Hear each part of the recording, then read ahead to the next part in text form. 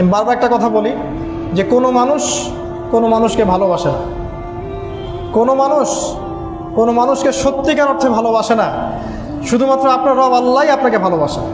আপনি আজ হোক আর কাল হোক এটা বুঝতে পারবেন। আপনার গার্লফ্রেন্ড আপনাকে ভালোবাসে না, আপনার স্বার্থকে ভালোবাসে, আপনার অবস্থানকে ভালোবাসে, আপনার পরিবারের লোকজন আপনার অবস্থানকে ভালোবাসে। আপনি আজকে বড় একটা চাকরি পান, আপনার স্ট্যাটাস বেড়ে যাক, তারা আপনাকে তোলা তোলা করে বড় করবে। ওই আপনি এমন একটা কাজ করেন, আপনি সুদের চাকরিটা ছেড়ে দিয়ে আসেন, ৮০,০০০ টাকা বেতন পেতেন, চাকরিটা ছেড়ে দিয়ে আসেন, রিজাইন দিয়ে আসেন, দেখেন আপনাকে কি বলে। আপনি আল্লাহর জন্যে, ওরা বলছে আপনি দাড়ি রাখবেন না, আপনি আল্লাহর জন্য দাড়িটা রাখেন, হারাম রিজিকটা ছাড়েন, হারাম অ্যাফেয়ার্সটা ছেড়ে দেন।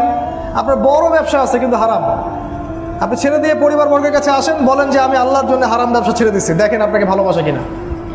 মানুষকে ভালোবাসে না, অনলি আল্লাহ আমাদের রব আমাদেরকে ভালোবাসে। তো আল্লাহর জন্য সব ছাড়ার মানসিকতাটা থাকতে হবে। আল্লাহই আমার সব, আল্লাহই আমার রব, আল্লাহর জন্যই আমার জীবন, আল্লাহর জন্যই আমার মৃত্যু। কেউ আমার সাথে নাই, কেউ আমার সাথে যাবেও না। তাই দুনিয়ার এই সংক্ষিপ্ত সময়টা এই মানুষগুলোকে খুশি করার জন্য ব্যয় করবেন না। আল্লাহকে খুশি করতে চান, আল্লাহর কাছে ফেয়ার থাকেন, আল্লাহ আপনাকে সম্মানিত করে দেবেন ইনশাআল্লাহ। আল্লাহ